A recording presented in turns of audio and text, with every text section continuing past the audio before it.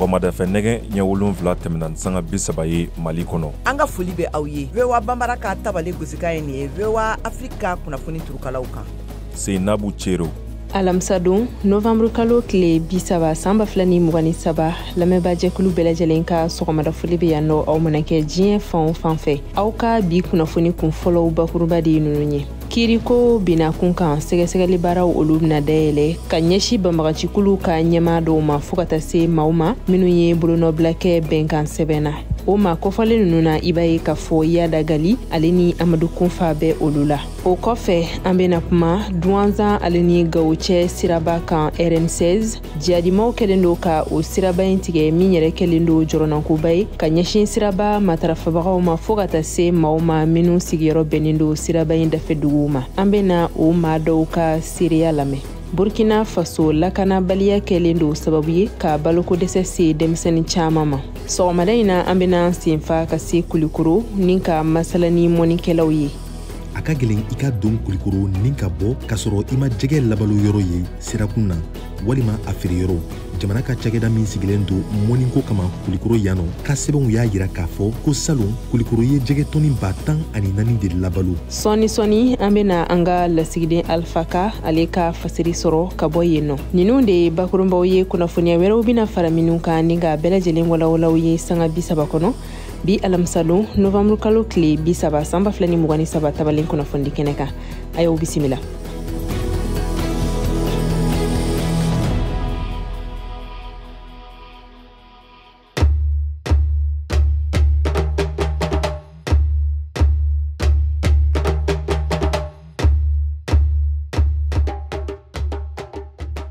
Bamako, Cour d'appel procureur général ale ye ɲɛfɔliw kɛ k'a fɔ ko sɛgɛsɛgɛli baaraw bɛna dayɛlɛ ka ɲɛsi banbagacikulu ka ɲɛmaa dɔw ma fo ka taa se maaw ma minnu y'u bolonɔ bila bɛnkan sɛbɛn na. O ma kɔfɔlen ninnu na i b'a ye k'a fɔ Yada Gali ale ni Amadu Kunfa olu bɛ olu la fo ka taa se maa wɛrɛw ma. Nin kunnafoniya in lasera kunu sufɛ kunnafoni sɛbɛn dɔ kɔnɔna na. An ka fasiribaga Mariam Kuyate ka laseli lamɛn a ko ɲɛ kan. Procureur min ka baara ɲɛsilen do jamana marabolo kɔnɔnaw kojugukɛlaw kɛlɛli ma yamariya dilen do a ma kabini kunu. Procureur min bɛ Bamako Cour d'appel la n'o ye Amadu Nɔdi Balabu Gindo ye k'a ka sɛgɛsɛgɛliw dayɛlɛ ka ɲɛsi maaw ma minnu sɛmɛnen do banbagaciwale ni ninjuguyawale kɛli ma Mali jamana kɔnɔ. Sɛgɛsɛgɛliw ɲɛsilen bɛ maa minnu ma o ye Yada Gali ye, Amadu Kunfa, Anoun Ag Ali, Mohamed Ag Najim, Ashafaki Ag Bouada, Hussein Oul Goulam, fo ka taa se u ni maa minnu bɛ jɛjugu la ko procureur ka wulikajɔw sigi sen kan yasa ka ni makufɔlen ninnu nɔ minɛ. Amadu Nɔdi Balabu Gindo Bamako procureur a ko a b'a da jamanaden bɛɛ lajɛlen tulo kan ko ni laɲini min kɛlen filɛ ni ka ni makufɔlen ninnu nɔ minɛ k'u yela waliya caman na min bɛ dankari Mali jamana ka keleya ani finitigilakaw ka wulikajɔ baaraw la. Waliya min yɛrɛ bɛ fereke do jamana ka ɲɛtaa la. A ko a b'a ɲini jamanaden bɛɛ fɛ u ka kiritigɛlaw dɛmɛ kunnafoni na sira fɛ u ka baara okumu kɔnɔ yasa ni maa ninnu tɛgɛ ka se ka kɛ u la. Mariam Kuyate ka bɔ Bamako, VOA Bambara tɔgɔ la. Duanzani Kulikoro cɛ siraba RN16 o tigɛli kɛlen do kɔnɔgankoba ye min bɛ waleya jihadimaw fɛ. Ka bɔ Duanzan an ye Mulayi Angoyiba lasɔrɔ min ni ale yɛrɛ ye Mondoro sigida mairie ka dangan ye a bɛna ɲɛfɔli k'an ye u ka yen lahalayaw la Mohamed Ture ka kuma galama la an k'u lamɛn. Abo aketo an bɛ kurantigɛ de la donc groupe de mɛnɛ kɛrɛfɛ donc bi an Duanzan mara na laminiw sira minnu tigɛlen do et en réalité degun de do ka ɲɛsi an ka population ma bi kosɛbɛ a dengu barika bɛ ka bonya don o don dɔ de bɛ ka fara kan en tout cas et surtout à ce qui concerne sira minnu tigɛlen do ka taa Tɔnbɔkutu yan fɛ ka na Duanzan fan fɛ ou bien ka ba ninnu tiɲɛni sera an ka bateau minnu kan o siratigɛ min kɛra o jouelen bi Duanzan population kan o jouelen bi commerce yɛrɛ kan parce que fɛn an ka minɛn caman kun bɛ ka bɔ ni yen de ye tuluw ni nɔnɔw ni sukorow ni o n'a ɲɔgɔnnaw donc o article première nécessité n'a caman de prix farala dɔ kan sababu min kɛra nabali ou bien a sɔrɔbali ye. La route RN16 de Seware Gao la, o fana a taa à partir de Douanzan ka taa Ombori o tigɛlen don. Salon wagatini dɔw kɛra o kun y'a tigɛ. Juste un mois population yɛrɛ de wulila ka kuma kungo kɔnɔ mɔgɔ ninnu fɛ ka se ka ɲɛ sɔrɔ o la, o kun ɲɛ sɔrɔla la. Mais ɲina tuguni u seginna ka o sira datugu. A gɛlɛya bɛ sen kan hali sisan. Surtout sisan ta ni a bɛ ka juguya. Wagati dɔ kɛra pick-up tigiw kun bɛ ka bɔ ni gandamiya sira ye ka taa munumunu ka taa Ombori. Donc car dɔw kun bɛ bɔ Gao ka na Ombori. Car minnu bɛ bɔ Bamakɔ fana u kun bɛ dan Douanzan. Donc pick-up bɛ mɔgɔw ta Douanzan ka munumunu gandamiya fɛ ka taa Ombori ka mɔgɔw jigi. Donc o mɔgɔw fana bɛ car ni ta ka segin Gao o de kun bɛ yen. Maintenant kɔsa in na o sira nin kɔnɔna na hali car ni camion tigi dɔw kun bɛ ka bɔ ni o sira munumunu sira nin ye ka taa. Tuguni o sira kelen min bɛ ka munumunu kungo kɔnɔ mɔgɔw y'o fana tigɛ. O y'o tigɛ min na nin sira wɛrɛ min bɔra pick-up dɔrɔn de bɛ se ka bɔ ni ye. Donc car tɛna se ka bɔ, mobili kumaba si tɛ se ka minɛnw ta ka bɔ ni ye. O kɛra min na population yɛrɛ wulila tile fila in na fo dimanche ka na bi. Welekan jumɛn b'i bolo k'a lase faamaw ma u ka cɛsiri na yaasa nin sira ba nin a ka se ka lakana? O ko kan ka ɲɛɲini donc an ka welewelemada de bɛ ɲɛsin an ka autorités fɛ u ka ɲɛɲini kɛ nin na n'o tɛ nin bɛ ka taa cogo min na ni ɲɛ ma sɔrɔ a la joona a degun bɛna se fo jamana sidiyan fan in na. Nin tun ye Mulai Ongoiba kumakan ye min ni ale yɛrɛ ye Mondoro sigida maire ka dangan ye. Burkina Faso lakanabaliya kɛlen do sababu ye ka baloko dɛsɛ se denmisɛnnin caman ma minnu si ma san 5 sɔrɔ fɔlɔ. N'i ye denmisɛnnin ta 10 i b'a ye k'a fɔ kelen baloko dɛsɛ bɛ o la. Burkina Faso yɔrɔ 22 fo ka taa se yɔrɔ 25 ma. O ye jateminɛ ye min kɛra UNICEF ka laseliw fɛ. Kajatu Tarawele bi caman fɔ an ɲɛna kan. Ka da jateminɛnin dɔw kan minnu lawaleyara juillet kalo tɛmɛnen ninnu na Burkina kɛnɛya kotigiso fɛ UNICEF ka dɛmɛ kɔnɔna na commune 18 ani mara 7 kɔnɔna na balokojuguya belebele de jate yera sigida 15 ɲɔgɔnna kɔnɔna na 7 hakɛ ɲɔgɔnna wɛrɛw bilala jugumanbaw ka jatew kɔnɔna na ne a tɛngunen bɛ tɔrɔmɔɲɔ 15 jatew la wulikajɔ teliman laɲiniw bɛ kɛ ka kɛɲɛ ni minnu ye n'a bɛ wele nansarakan na ko seuil d'urgence denmisɛnnin 5 o 5 i bɛ a sɔrɔ kelen ɲɔgɔnna jate bɛ a la min sɔrɔla sigida kulu 3 ani mara yɔrɔ kelen ɲɔgɔnna kɔnɔna la denbaya minnu fana ye u sigiyɔrɔw bila olu fana ka jatew taara ka taa tɛngu denbaya minnu bɛ u kunbɛw la UNICEF ye a yira k'a fɔ ko sɛgɛsɛgɛliw ye muso kɔnɔma dɔw ani muso minnu fana denw bɛ u sin na ka baloko cɛjuguyaw da kɛnɛ kan ne kɛmɛdɔya 2 ani tɔrɔmɔɲɔ 5 ka taa se fo kɛmɛdɔya 9 ani tɔrɔmɔɲɔ 9 ɲɔgɔnna ma san 2023 utukalo waati la kɛnɛyaso 778 de datugura walima i bɛ taa sɔrɔ u fanga dɔgɔyara kosɛbɛ baara kɔnɔna na Burkina kɛnɛya minisiriso ka fɔ la o taabolo ye mɔgɔ 3 ani kila ɲɔgɔnna de bali furakɛliw ani balo sɔrɔcogo ɲumanw na jateminɛnaw y'a yira k'a fɔ ko n'u ma fili fiyewu ko Burkina Faso ko denmisɛnnin 630 ɲɔgɔnna minnu si bɛ san 5 la bɛna sɔn ka bila baloko gɛlɛya juguman degun de kɔnɔna na ɲinan san kɔnɔna na ko wa ko baloko juguya bana ne a bɛ wele nansarakan na ko émancipation yera denmisɛnnin 172 ɲɔgɔnna jatew la kaban u ka fɔ la. Hali n'a y'a sɔrɔ dan sigira waati na Israel ale ni Hamas ka kɛlɛw la fɛn min ye Gaza sigibagaw ye olu kɔni bɛ kɔnɔnafili sugu bɛɛ lajɛlen na o ye kunnafoniya ye min lasera arabadon diɲɛ keleyatɔnba Nations Unies ka secrétaire général fɛ o waati kelen in na fɛn min ye Chine chef de diplomatie ye ale ye kunnafoniya di k'a fɔ ko nin kɛlɛ banbali mina kɛ sababu ye ka nin yɔrɔ kofɔlen si latunu. Mariam Tarawele b'a kunnafoniya walawala. Ni fitna kura wɛrɛ donna Israel ani Hamasi finitigi jɛkulu cɛ gɛlɛya bɛna sɔn ka bonya wa min bɛna sɔn ka kɛ kasara juguba de ye a marabolo kɔnɔ. Nin kɛra Chine ministri min sigilen don u ka jamana ni jamana wɛrɛ ko ɲɛnabɔ kunna Yang Yi ale ka laseli ye. U ka lajɛrɛba Conseil de sécurité o senfɛ. Kuma min na Chine jamana bɛ ka fɛɛrɛw ɲini cogo min na fitna bɛ se ka dala faga ni jamana fila ni ɲɔgɔn cɛ. A y'a jigiya k'a fɔ ko hakilina baara minnu tun sigira sen kan walasa ka se ka sira labila da dumunifɛnw ani maa minnu minɛna ka se ka labila n'o ye otages ye. Ko bɛna sɔn ka kɛ sababu ye ka kɛlɛ ban n'an ko a ma ko cessez-le-feu min kuntagala bɛna sɔn ka janya. I n'a fɔ duniya keleyatɔnba Nations Unies ka ciladen fɛnɛ y'a lase cogo min na ko kumanɔgɔya jijalenw bɛ sen na walasa ni hakilina baara ninnu bɛ se ka to a cogo la siraw labilalen ka to. An bɛ folikan kɛrɛnkɛrɛn ka ɲɛsin an yɛrɛ ma wa an b'a dɔn fɛnɛ k'a fɔ ko an mago bɛna sɔn ka se kosɛbɛ siraw labilali ma ka ɲɛsin baɲumankɛ dɛmɛw olu latɛmɛli ma. Antonio Guterres ye nin fɔ. A y'a da kan ko bande Gaza dugudenw 180 ɲɔgɔn de bɛ yen minnu bɛɛ lajɛlen ye ye u sigiyɔrɔ bila kabiri kɛlɛ in daminɛna ko y'a to Gaza dugudenw bina baɲumankɛ dɛmɛ ɲinini teliman kɔnɔ diɲɛ bɛ ɲɛkɔrɔ wa an tɛ se k'an ɲɛ cɛ a kan a ye min fara a ka kumakanw kan fɛɛrɛ minnu sigilen don da dumunikow fanfɛ n'a bɛ wele ko système alimentaire nanzarakan na k'o taabolo tiɲɛna kosɛbɛ min y'a to kɔngɔ ka bi dugudenw kan kɛrɛnkɛrɛnnenya la u ka mara kɛɲɛ ka yan fan fɛ a ye min fɛnɛ fara a ka laseliw kan a sinsinna kan fɛnɛ k'a fɔ ko kɛnɛyako la sabatilen tɛ yɔrɔw la yɔrɔ minnu ni maaw kelen don ka taa u yɛrɛ ɲɛmadogo ye k'a koɲɛ bɛna sɔn ka kɛ gɛlɛyaba de ye jamajɛ kɛnɛyako o nasira fɛ aw de bɛ kunnafoni mɔlen sɛnsɛnnen di anw ma bamanankan na VOA Afrique filɛ nin ye 102 fiɲɛ sira kan Bamako Mali la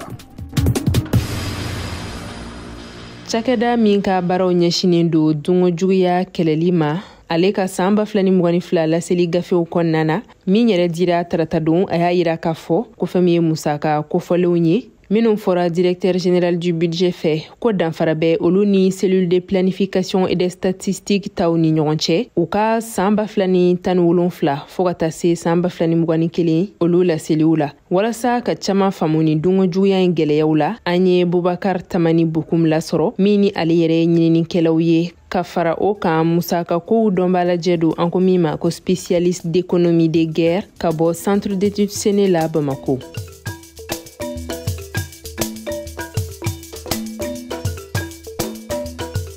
Mun ye yuruku kɛlɛli ye Mali kɔnɔ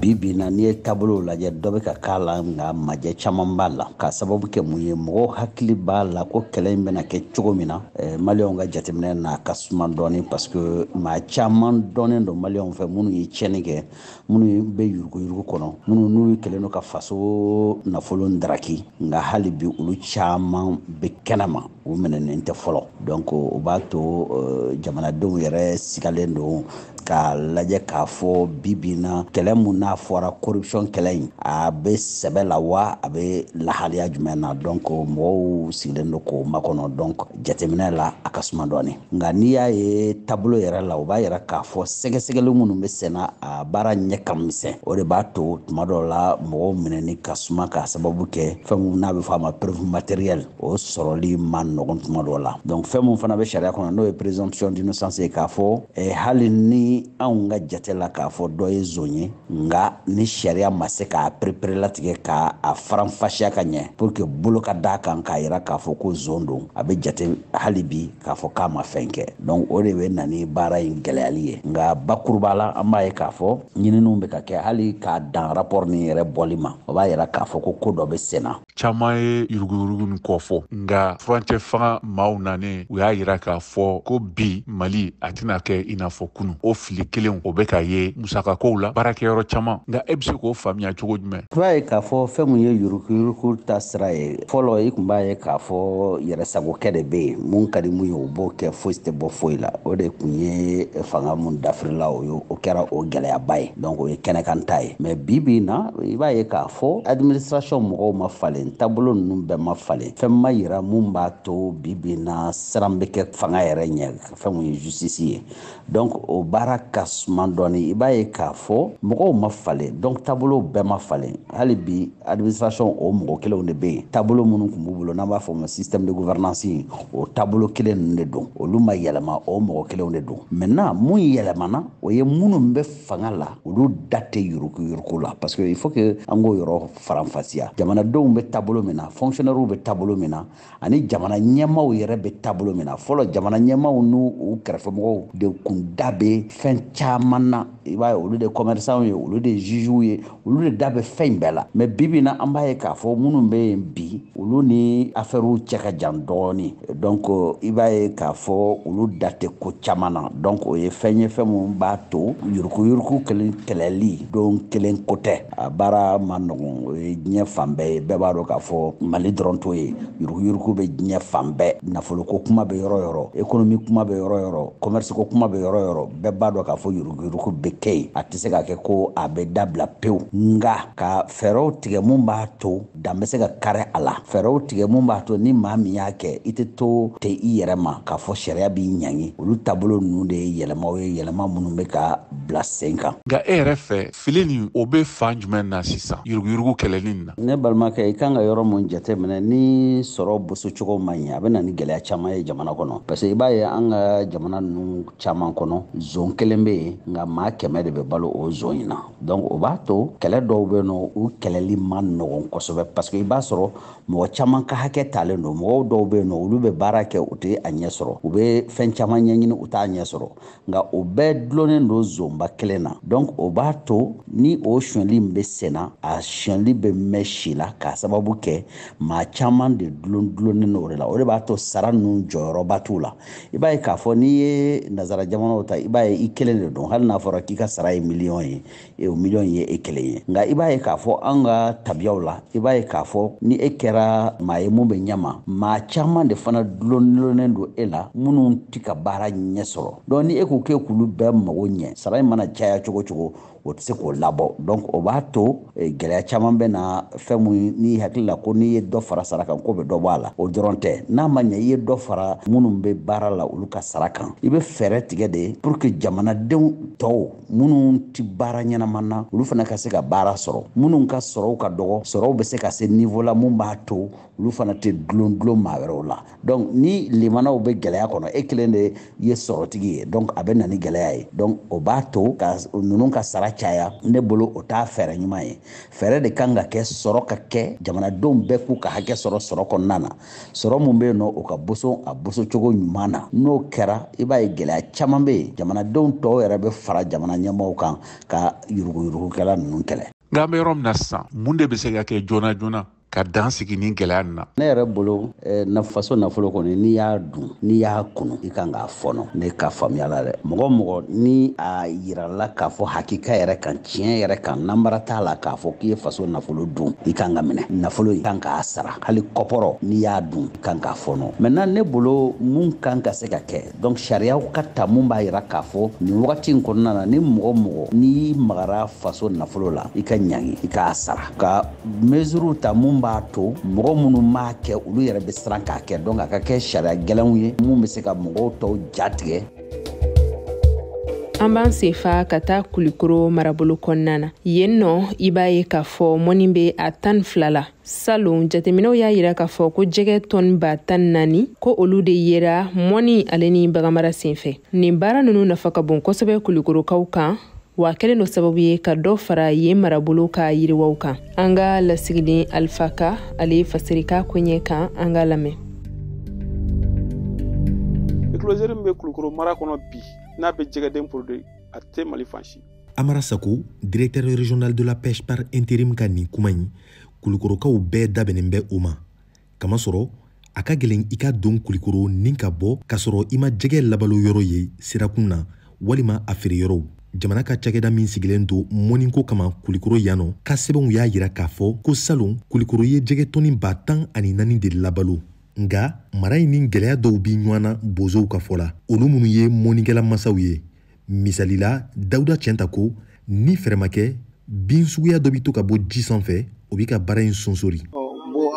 an y'u ka baara ma kana an ko buwani mais bɛɛ kɔni b'a dɔn bagani dɛ bo wagati kelen de bɛ a la samiyɛ ka taa samiyɛ ban mɔgɔ bɛ a b'olu balo la parce que i ka baarakɛ minɛ yɛrɛ nin bɛna ka na yɛlɛ a kan i bi jan kɔ yiri tigɛ ni yɛrɛ kɔ ne fɛɛrɛ bi sɔrɔ la Mali faamaw ka wuli k'o jɔ dɛ mais a mɛn o mɛn nin n'a ni fɛɛrɛ ma kɛ na a bi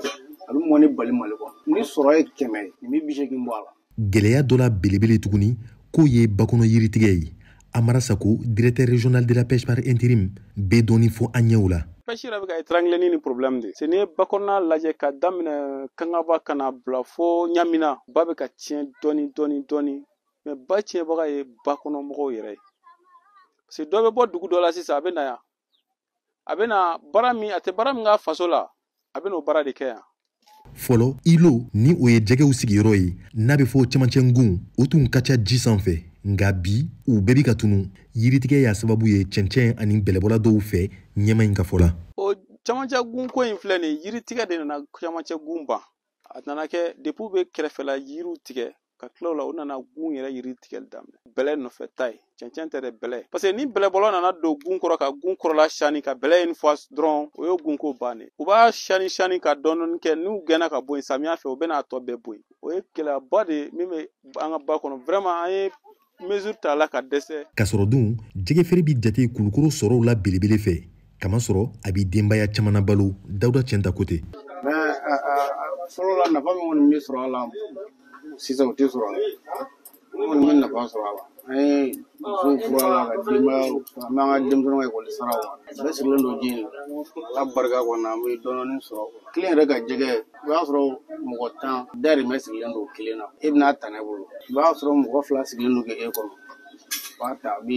fɛn ten maa kelen ka jɛgɛ o maa kelen dɔrɔn ka jɛgɛ. Jɛgɛ dɔw bɛ yen bana dɔw b'i la n'i y'a dɔn a b'o ban. Walasa kulukoro ka to a ka masaya jɔyɔrɔ la jɛgɛko la wulikajɔw bi sen na bozow ka timinandiya kɔfɛ kɛnyɛrɛyew caman bi jɛgɛlamun kɛ marabagaw bi olu jukɔrɔmadon Senu Keita ye o dɔ ye ale ka jɛgɛso ŋana bi wele cage flottante o tɛ dɔgɛrɛ ye ka jɛgɛw labalo kabini u fitinin sansan kɔnɔ ba yɛrɛ ji la. Sisan wagati la parce que jɛgɛ ko gɛlɛyara sinon an b'a daminɛ wagati min o y'a sɔrɔ an bɛ jɛgɛ kilo feere 400 o la an bɛ se ka $7 ni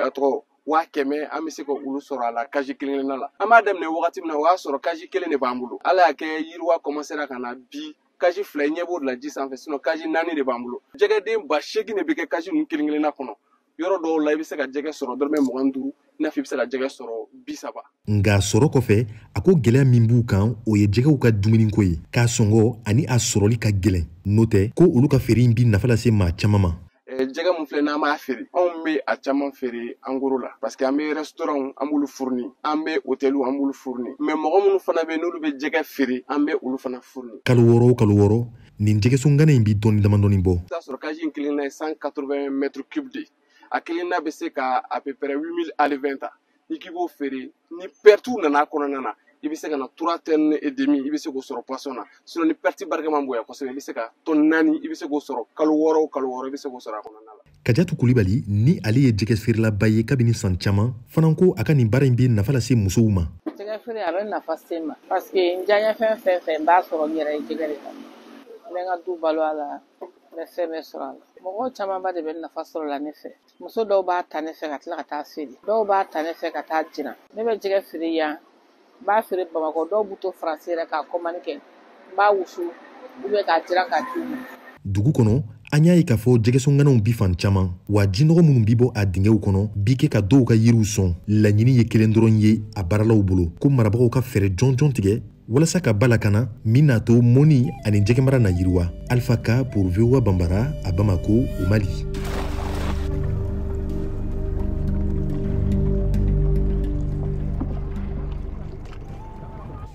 Farikolo ɲɛnajɛ kunnafoniyaw Siaka Tarawele.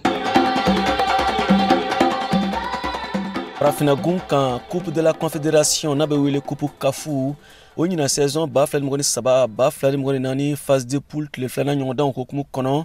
Stade malien de Bamako be Maroc Renaissance sportive Berkane bisimila kari nata décembre kalo nata tile 3 san 2023 in na a ɲɔgɔndan be tan Stade du 26 mars la Bamako ni nɛgɛ 16 dana gosira a be daminɛ labɛnnu kɛrɛnkɛrɛnnenw be senna Stade Sporteur tɔn ɲɛmayaso fan fɛ walasa mɔgɔw ka bɔ ka caya ka senkɔrɔmadondoli kɛ Ousmane Jakite Maraka Stade Sporteur tɔn ɲɛma ka fɔ la. A labɛn bɛ kɛrɛnkɛrɛnna ka da mun kan parce que an san 8 filɛ nin ye an ma don ni ɲɔgɔn si tulo na n'ala y'o tulo nɔgɔya an ye il faut k'an ka baara ko o de kan kosɛbɛ an bɛna taa ballon ta yɔrɔ min na n'o ye 26 mars ye wulikajɔ k'an ka bonya anw dun mago bɛ supporters ka kɛ ka terrain fa joueurs ɲɛ ka fa supporters la o source de motivation ye an y'a baara daminɛ depuis don min na a fɔra ko anw donna phase de poule kɔnɔna la an ka comité minnu bɛ an y'olu fara ɲɔgɔn kan an bɛ yala comité ni ɲɔgɔn cɛ ka ci lase olu ma an ye ci kɛrɛnkɛrɛnnen di olu ma olu yɛrɛ fana ka wuli ka don u ka quartier kɔnɔna la u bɛ se ka mɔgɔw labɔ cogoya min na walasa mɔgɔ ɲɛ kana jɔ an na 26 mars kɔnɔna la ka ye kɛnɛ kan a don Stade du 26 mars la Ousmane Jakite y'a yira ko tɔn finiw de bɛ don a tɔndenw fɛ blanc jour blanc gagne mais an kɛlen bɛ ka min ɲini bɛɛ lajɛlen fɛ n'an bɛ taa a kɛnɛ kan bɛɛ ka duloki jɛman de don ka taa tribune bɛɛ kɛ jɛman ye an ka drapeau jɛmanw ta drapeau bleu blanc an k'o fana minɛ an bolo toujours an bɛ taa ni fair play hakilina ye ka yira k'a fɔ balontan de don tulo de don mankan t'a la o dɔrɔn tɛ Stade Sporteur tɔn ɲɛma ka fɔ la u ni Mali farikolo ɲɛnajɛ kanubaw bɛɛ de bɛ baara la walasa jama ka bɔ ka caya. Usmani Jakite Maraka. Stade supporteru kɔni ye dunan jatigiw de ye. An mago bɛ Mali public sportif senna balontan dɔrɔn tɛ dɛ. Mɔgɔ ye farikolo ɲɛnajɛ in kanu. An mago b'a bɛɛ lajɛlen na k'a sababu kɛ ni Ala y'a nɔgɔya stade malien ye an ka se ka kunkɔrɔta sɔrɔ. A bɛ kɛ sababu ye ka point dɔ de di Mali ma min b'a to Mali bɛ se ka bɔ ni équipe 4 ye. K'o kama mɔgɔ caman bɛ yen nɔ an ye ci kɛrɛnkɛrɛnnen lase olu ma. Tɔnba minnu bɛ Bamako yan nɔ olu supporteru ka ɲɛmɔgɔ an ye ci lase u ma. U ka ci lase u ka tɔndenw ma an ka bɔ an ka nin kɛ Maliko ye walasa Mali balontan jɛkulu bɛ se ka kunnawolo sɔrɔ cogoya min na. Kupu kafu phase de poule tile fɔlɔ tɛmɛnen na hakilina jiginna kari tɛmɛnen Kongokaw fɛ yen Kongo Diable Noirs bina Stade Malien de Bamako ɲɛkɔrɔ celu 1-3 Stade kanu na. VOA Bambara tɔgɔ la Bamako Siaka Traoré Kala Serido.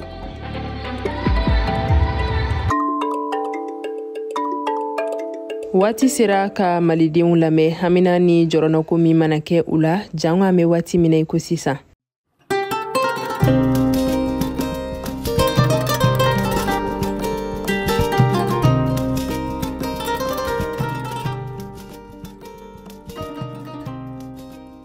Salam alaikum Mamadu Touré Magare do ka bɔ Makɔnɔ bɛ Jarawa commune mara la quoi. An kɔni ye kurantigɛ ko kuma mɛn kuma tɛ Bamakɔ an bɛ Makɔnɔ yan ne. Ko kurantigɛ kuma cayalen. Jamanadenw an ka sabali an ka mun ɲɔgɔn kɔrɔ. Kuran an tun ye ka Ala deli kida ni minali min filɛ nin ye. Kuran ko bɛɛ lajɛlen hamina ko a bɛɛ bɛ ɲɛnabɔ dɔɔni mais a bɛɛ tɛ ka ɲɛnabɔ ɲɔgɔn fɛ dɛ. A n'a ye kula ko kuran o tuma a ye k'i yɛlɛ a ma wɔrɔ. Sira t'an fɛ yan ka taa Bamakɔ Makɔnɔ ka bɔ Makɔnɔ ka taa Bamakɔ sira tɛ yen. Jarawa commune mara la sira tɛ yen k'a fɔ k'i bɛ taa Bamakɔ ni sima donna k'i bɛ taa Bamakɔ sira tɛ yen fini tɛ la sira wɛrɛ fɛ walima kɛ ba tigɛ mais ne y'a ye an y'an muɲu o kan ka sabali o kan an tɛ ka fɛn fɔ a bɛ kun Kidali ko ye ni Kidali nana ka ban min hamina min ne y'o fɔ jamana fɔmɔ ye tulo b'an na n'Ala sɔnna ma u bɛ nin bɛɛ ɲɛnabɔ Alifitini an ka to fɔmɔ kɔ an ka to Wasim n'a barakaɲɔgɔn kɔ Musa Bosi an ka to kɔ Bakari Jara Sobaga la an ka to kɔ n ka foli bɛ bɛɛ wa Afrika mɔgɔw bɛɛ lajɛlen.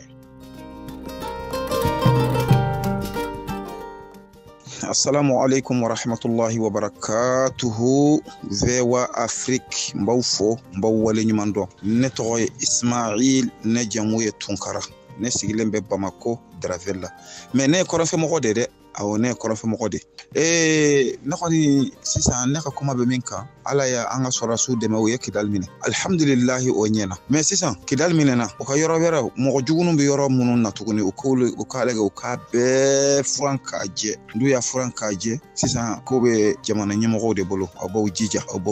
ka bɛɛ kɛ kelen ye wala hali n'i y'a ye Kidali mɛnna tan ka mɛn Mali tɛ yen a bɛɛ y'a ye ka dɔ fisani dɔ ye o man ɲi adamadenya la quoi o man ɲi n'i kɛra ɲɛmɔgɔ ye dɔrɔn i ka bɛɛ kɛ kelen ye Kidali mɔgɔ ninnu an ka ɲɛmɔgɔw yɛrɛ de y'u jama ka tila k'u bila anw na i m'a ye yan'u ka u jama ka bɔ an bɛɛ dɛsɛra awɔ an bɛɛ tun bɛ ɲini ka dɛsɛ Kidali kɔ fo Ala ye minnu dɛmɛ sisan n'o tɛ o tɛ bɛn o sisan a y'u minɛ a y'a bɛn bɛɛ ka na baara kɛ mɔgɔ si tɛ taa i sigi ten k'i bɛ taa u ka wari d'i ma ten i k'a dun ten o tɛ yen banna Mali la maa o maa bɛ wari fɛ baara kɛ ba mɔgɔw tɔ y'a ɲini cogo min e fana k'a ɲini k'a fɔ k'an b'an ka lɛnpo sara ka taa di u ma u ma sumalen k'a dun an fana tɛ jɛ n'o ye dɛ. Assalamu alaikum VOA Afrique Bamara ne ye Mamadou Diallo ne ye Malien sisan bɛ Côte d'Ivoire Demoko bon tiɲɛ yɛrɛ Kidali minɛ ne diyara n ye fo ka tɛmɛ yɛrɛ ne bi jɔrɔ la min na nin sécurité kɔni lakanaw ka bonya ka lakana walankata yɛrɛ bien n'u bɛ bɔ fan fɛ u b'u ye voilà VOA Afrique ka foli don dan tɛ foli min na k'aw fo k'a wale.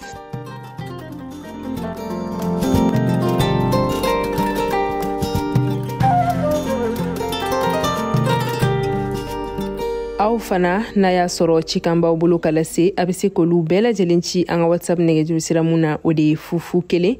24 30 47 16 aw ka kuma daminɛtɔ aw kana ɲinɛ k'aw tɔgɔ n'aw sigiyɔrɔw fɔ fɔlɔ n'a y'a sɔrɔ aw ye musolaka ye a ka d'an ye k'aw fana ka cikanw lasɔrɔ nin bɛ dansigi an ka bi alamisa don novembre kalo tile 30 san 2023 tabalen kunnafoni kɛnɛ la.